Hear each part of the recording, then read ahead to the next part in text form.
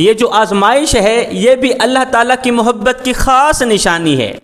جب صبح کا سورج طلوع ہوتا ہے، جب فجر کا سورج طلوع ہوتا ہے، تو یہی آزمائش عرض کرتی ہے مالک مجھے بتایا جائے آج میں کس کے گھر کی مہمان بنوں۔ میرا اللہ فرماتا ہے اے آزمائش جا میرے محبوب بندوں کے گھر چلی جا، میرے پیاروں کے گھر چلی جا، جا کے ان کو امتحان میں ڈال دے۔ اللہ کیوں؟ میرا اللہ فرماتا ہے میں ان کے صبر کو آزمانا چاہتا ہوں، میں ان کے صبر کا امتحان لینا چاہتا ہوں۔ آزمائش کہتی ہے مالک اگر وہ کامیاب ہو گئے تو ان کے لیے انعام کیا ہوگا؟ میرا اللہ فرماتا ہے ان کے لیے انعام یہ ہوگا کہ میں ان کے تمام گناہوں کو معاف کر دوں گا، میں ان کو پاک و صاف بنا دوں گا۔ آئے ایک بدو آیا، کہنے لگا اے محمد صلی اللہ علیہ وسلم آپ کی 3 باتیں ہمیں بڑی عجیب تر لگتی ہیں۔ بدو تھا نا، بولنے کی تمیز نہیں رکھتا تھا، اس نے کلمہ پڑھا ہوا نہیں تھا۔ آیا کہنے لگا اے محمد صلی اللہ علیہ وسلم آپ کے اندر یہ جو 3 باتیں ہیں نا ہمیں بڑی عجیب ترین لگتی ہیں۔ میرے نبی نے فرمایا کون سی 3 باتیں ہیں؟ کہا آپ کہتے ہیں جی میرا کلمہ پڑھ کر مسلمان بن جاؤ، اور بھلا اپنے آباء و اجداد کا دھرم چھوڑ کر کسی اور کا دھرم بھی قبول کرتا ہے، یہ تو بڑی عجیب ترین بات ہے۔ دوسری بات یہ ہے آپ یہ جو کہتے ہیں کہ ایک دن آئے گا سارا عرب کلمہ پڑھ کر مسلمان بن جائے گا، یہ کیسے ہو سکتا ہے؟ ایک بندہ کلمہ پڑھنے کے لیے تیار نہیں، اور آپ کہانیاں سنا رہے ہیں، قصے سنا رہے ہیں کہ ایک وقت آئے گا سارا عرب کلمہ پڑھ کر میری غلامی میں آ جائے گا۔ تیسری بات یہ ہے کہ آپ کہتے ہیں کہ ایک وقت آئے گا کیسر، روم، فارس یہ سب کے سب کلمہ پڑھ کر میری غلامی میں آ جائیں گے۔ آپ اس وقت آزمائش میں مبتلا ہیں، امتحان میں مبتلا ہیں۔ صبح کو کھاتے ہیں شام کے لیے نہیں ہوتی، شام کو کھاتے ہیں صبح کے لیے نہیں ہوتی، پیسہ آپ کے پاس ہے نہیں، دولت نہیں ہے، مال نہیں ہے، اور قصے اتنے لمبے لمبے سنا رہے ہیں آپ کے ایک وقت آئے گا کیسر، روم، فارس یہ سب کے سب کلمہ پڑھ کر میری غلامی میں آ جائیں گے۔ آپ کی یہ 3 باتیں ہمیں بڑی عجیب ترین لگتی ہیں۔ میرے نبی نے فرمایا اے بدو اللہ تعالیٰ تیری عمر لمبی کرے، تیری عمر میں اللہ تعالیٰ برکت ڈالے، ایک دن آئے گا تو اپنی ان آنکھوں سے دیکھے گا اور آنکھوں سے دیکھ کر مرے گا، اللہ تعالیٰ تیری عمر لمبی کرے۔ ہائے وقت گزرنے کے ساتھ ساتھ ایک وقت آیا اس بدو نے اپنی آنکھوں سے دیکھا کہ سارا عرب کلمہ پڑھ کر مسلمان ہو گیا تھا، عرب کے کونے کونے سے لا الہ الا اللہ محمد الرسول اللہ کی آواز گونج رہی تھی۔ پھر ہمیں دکھانے کے لیے کہ جو بھی اس دنیا میں آتا ہے واپس بھی جاتا ہے، میرے کریم نبی ہماری نظروں سے اوجھل ہو گئے، اس دنیا فانی سے رخصت ہو گئے، یہ بدو زندہ رہا۔ میرے کریم نبی کے بعد حضرت سیدنا ابوبکر صدیق رضی اللہ تعالی عنہ کا دور آیا، حضرت عمر فاروق رضی اللہ تعالی عنہ کا دور آیا، یہ بدو زندہ رہا، ابھی اس نے کلمہ نہیں پڑھا تھا۔ میرے کریم نبی کے جانے کے بعد حضرت ابوبکر صدیق رضی اللہ تعالی عنہ کا دور مبارک آیا، حضرت عمر فاروق رضی اللہ تعالی عنہ کا دور مبارک آیا۔ اسی بدو نے سنا کہ روم اور فارس کلمہ پڑھ کر مسلمان بن گیا ہے، اس نے سوچا او بدبخت جب سارے کلمہ پڑھ کر مسلمان بن گئے ہیں تو مسلمان کیوں نہیں ہوتا؟ اب یہ کلمہ پڑھ کر مسلمان بن گیا، جب یہ بدو کلمہ پڑھ کر مسلمان بن گیا، اب یہ جب بھی مسجد نبوی میں آتا تو امیر المومنین حضرت سیدنا عمر فاروق رضی اللہ تعالی عنہ کھڑے ہو کر ادباً احتراماً اس بدو کا استقبال کیا کرتے تھے، آپ کو بڑی عزت دیا کرتے تھے۔ لوگ کہتے یا امیر المومنین یہ تو نیا نیا مسلمان ہے، آپ اس کو بڑی رسپیکٹ دیتے ہیں، بڑی عزت دیتے ہیں، یہ کیوں؟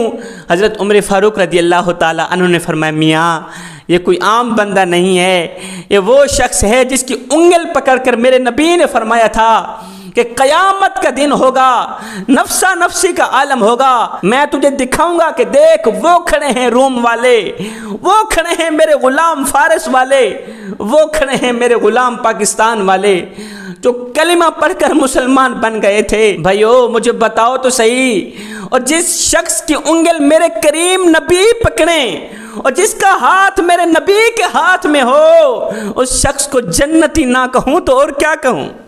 جس شخص کا ہاتھ میرے نبی کے ہاتھ میں ہو، جس شخص کے ہاتھ کی نسبت میرے نبی کی نسبت سے مل جائے، اس شخص کو جنتی نہ کہوں تو اور کیا کہوں۔ حضرت سیدنا موسیٰ علیہ السلام نے عرض کی یا باری تعالیٰ میری امت سے اچھی بھی کوئی امت ہے؟ میرے اللہ نے فرمایا جی ہاں، میرے محبوب کی امت تمام امتوں میں سے اچھی امت ہے۔ یا باری تعالیٰ پھر تو وہ آپ کی پیاری امت ہوگی، پھر تو وہ آپ کو بڑی محبوب ہوگی۔ میرے اللہ نے فرمایا اتنی کہ ان کے ہاتھ اٹھنے سے پہلے پہلے ان کی دعائیں قبول کر دی جائیں گی، ان کی کسی بھی دعا کو رد نہیں کی جائے گی۔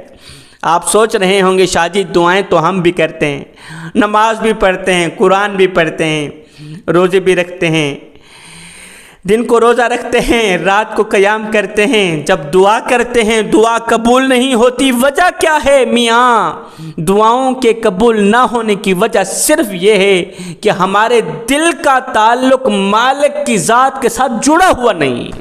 یہ جو تار ہے نا، یہ جو لائن ہے نا، یہ لائن کٹی ہوئی ہے، دل کی جو لائن ہے یہ لائن کٹی ہوئی ہے۔ جب لائن کٹی ہوئی ہے تو پھر چاہے آپ زندگی میں 100 حج کر لیں، ساری زندگی نماز میں گزار دیں، ساری زندگی روزے میں گزار دیں، جب تک یہ لائن فٹ نہیں ہوتی، اوپر والے سے جڑتی نہیں، کوئی بھی چیز قبول نہیں ہوتی، دعائیں قبول نہیں ہوتی۔ جوانو خدا را اپنے دل کا تعلق اپنے کریم رب کے ساتھ جوڑ لو۔ جب اس دل کا تعلق، اس دل کا کنیکشن اس کی ذات کے ساتھ جڑ گیا تو پھر یاد رکھنا اللہ کا نام تمہاری زبان سے نکلے گا، ہو کی آواز اوپر سے آئے گی۔ اللہ کا نام تمہارے منہ سے نکلے گا، ہو کی آواز اوپر سے آئے گی۔ میرے نبی نے فرمایا صحابہ میں اللہ کا حبیب ہوں، میں اللہ کا حبیب ہوں۔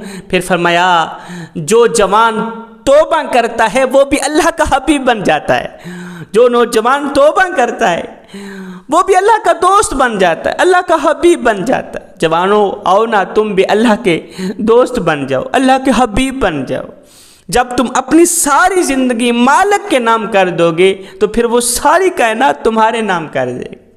اللہ تعالیٰ جسے پسند کرتا ہے پتہ کیا کرتا ہے؟ میرے کریم نبی سے پوچھا گیا آقا اللہ تعالیٰ جس شخص کو پسند کرتا ہے تو کیا کرتا ہے؟ میرے نبی نے فرمایا اللہ تعالیٰ جس شخص کو پسند کرتا ہے اسے طرح طرح کی تکلیفوں میں ڈال دیتا ہے، اسے طرح طرح کی آزمائشوں میں مبتلا کر دیتا ہے، اسے امتحان میں ڈال دیتا ہے۔ یہی امتحان، یہی آزمائش اللہ کے نبی حضرت ابراہیم علیہ السلام پر بھی آئی تھی، اسماعیل علیہ السلام پر بھی آئی تھی۔ اب کامیاب ہونے کے لیے باپ نے بیٹے کی گردن پر چھری پھیر دی تھی، یہی آزمائش اللہ کے نبی حضرت زکریا علیہ السلام کے پاس بھی آئی تھی۔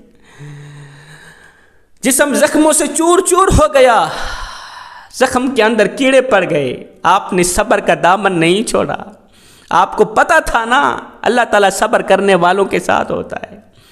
یہی آزمائش فاطمہ کے بیٹے حضرت امام علی مقام امام حسین رضی اللہ تعالیٰ عنہ کے پاس بھی گئی تھی، آپ نے بھی صبر کا دامن نہیں چھوڑا تھا۔